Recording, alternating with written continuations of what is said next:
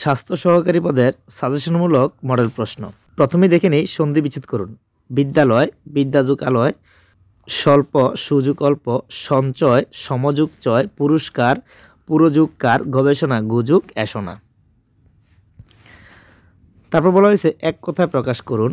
বেঁচে থাকার ইচ্ছা, জিজিবিষা, উপকারীর অপকার করে যে, কৃতজ্ঞ, অশ্বের ডাক, রেশা, একবার ফল দিয়ে যে গাছ মারা যায়, ঔষধি, হনন করার ইচ্ছা, জিঘাংসা। তারপর হচ্ছে বানান শুদ্ধ করুন।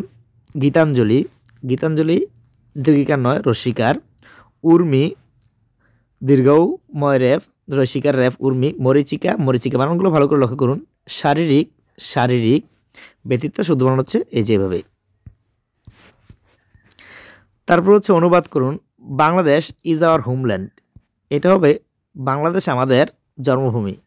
ইট is raining cats and dogs, এর অর্থ হচ্ছে মুষলধারে বৃষ্টি হচ্ছে। He is a man of character, তিনি একজন চরিত্রবান ব্যক্তি।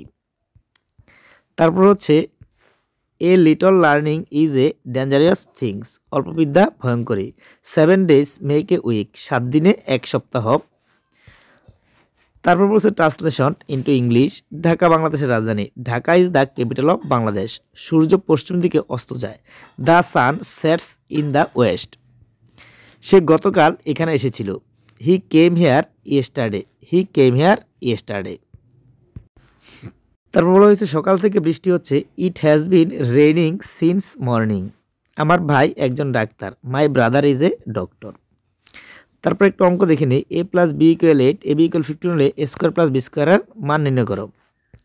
তো সমাধানটি খুব সুন্দরভাবে দেওয়া আছে, দেখে নিতে পারেন। প্রথমে দেওয়া আছে এ plus b equal 8, a b equal 15। তো আমরা বলছে আমাদেরকে বলছে এ স্কোয়ার প্লাস বি স্কোয়ারের মান নির্ণয় করার জন্য। তো a square plus b square equal আমরা জানি a plus b whole square minus 2b, এটা হচ্ছে মান নির্ণয়ের সূত্র। তো আমরা কি পেলাম? এ প্লাস বি এর মান 8, তো 8 বসাই দিলাম। এ বি এর মান হচ্ছে 15 বসাই দিলাম, 7 সূত্রের 2। তো 18 64 মাইনাস 15 দুগুণে 30, তো 64 30 করে থাকে 34। তারপরে সূত্র লিখুন। এ প্লাস বি হোল কিউবের সূত্র লেখার জন্য বলেছে। এ প্লাস বি হোল কিউবের সূত্র কি? A cube plus 3a square b plus 3ab square plus b cube. এটা মেন সূত্র, মান নির্ণয়ের সূত্র না, এটা মেন সূত্র। যেহেতু আমাকে সূত্র লিখতে বলছে তো আমি মেন সূত্র লিখবো, মান নির্ণয়ের সূত্র লিখবো না। তো তারপর অঙ্কে বলছে একজন কমলা বিক্রেতা প্রতি শত কমলা 1000 টাকায় কিনে 1200 টাকায় বিক্রি করলেন, তার শতকরা কত লাভ হলো?